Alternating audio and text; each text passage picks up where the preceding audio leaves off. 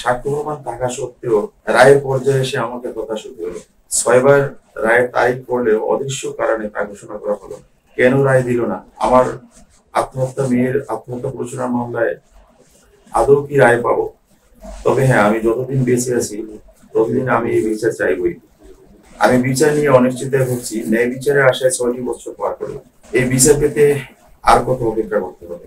আমি অরিত্রীর পিতা দিলীপ অধিকারী বাদী হয়ে পল্টন থানায় 4 তারিখ জিডি নং 10 এবং 5/518 একটি মামলা দায়ের করি। পরে জিডি উক্ত মামলা ডিবি তদন্তকারী সংস্থাকে চার্জশিট প্রদান করার জন্য প্রেরণ করেন। ডিবি তদন্ত করে 18 জন সাক্ষী নিয়ে একটি চার্জশিট প্রদান করেন এবং ইতিমধ্যে শিক্ষা মন্ত্রণালয় কর্তৃক তদন্ত প্রতিবেদন এখানে আমার কাছে আছে।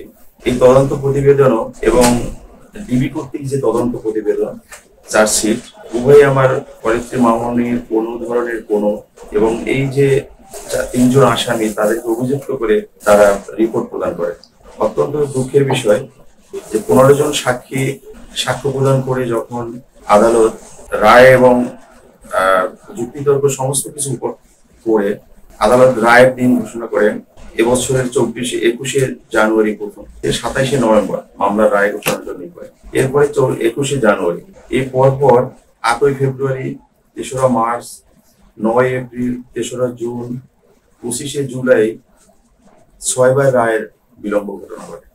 6ষ্ঠবারের পর এসে আদালত এক পর্যায়ে মামলাটি রায় না দিয়ে police bureau of investigation PBI কে পুনরায় অধিকতর তদন্তের জন্য পিবিআই তে প্রেরণ করে।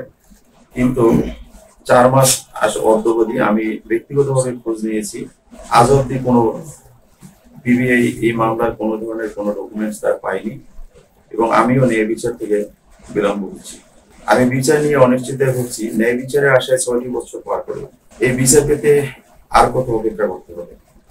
আমি বিনীত অনুরোধ করছি, বর্তমান অন্তর্বর্তীকালীন সরকারের কাছে ন্যায় বিচার চাচ্ছি এবং অনেক মামলা থেকে এই মামলায় আসামি পক্ষের একজন আইনজীবী ছিল মোশাররফ হোসেন কাজল, যে কিনা ফ্যাসিস্ট সরকারের একজন পিপি এবং বিভিন্ন মিথ্যা মামলা লড়েছেন এবং আমার মেয়ের আত্মহত্যা প্ররোচনা মামলায় সে সাক্ষীদের বিভিন্নভাবে ভয়ভীতি প্রদর্শন করেছেন, বিচার কাছে বাধা প্রদান করেছেন আমার কাছে মনে হয় এবং আমার সাথেও সে ব্যক্তিগত খুব রূঢ় আচরণ করেছেন।